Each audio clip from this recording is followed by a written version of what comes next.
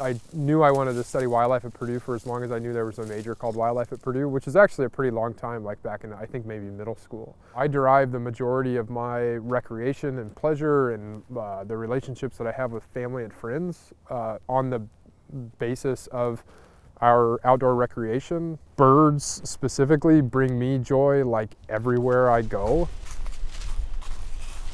I'm from Indiana, northwestern Indiana, and I always say that I've been to every corner of the Corn Belt and then just landed right in the middle of it. I've lived or worked in Wisconsin, Indiana, Ohio, South Dakota, North Dakota.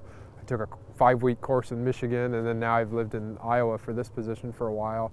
I've just always felt at home and ease in these systems.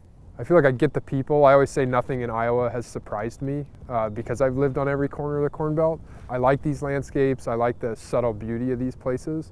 And I like working towards land stewardship and environmental education, environmental stewardship here. That's definitely where I kind of find my peace and that's where I do my thinking and stuff like that. Is definitely outside. And I think that's, contributes to my professional success or my professional pursuits, as well as sort of my own personal growth and development. That's reactor woods, I think, but it's pretty.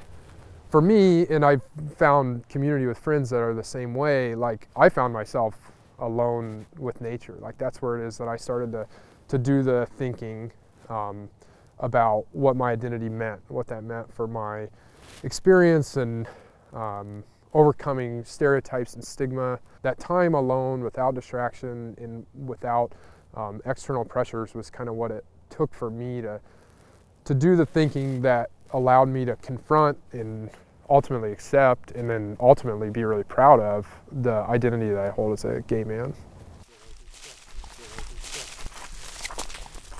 I took a long time to accept this identity that I was given at birth. And I wasn't prepared to accept what made me different.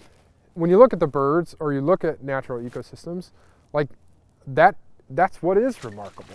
The answer is diversity. In natural systems, that's the answer. Like that's what Darwin wrote about, right? And that's what we work to uphold.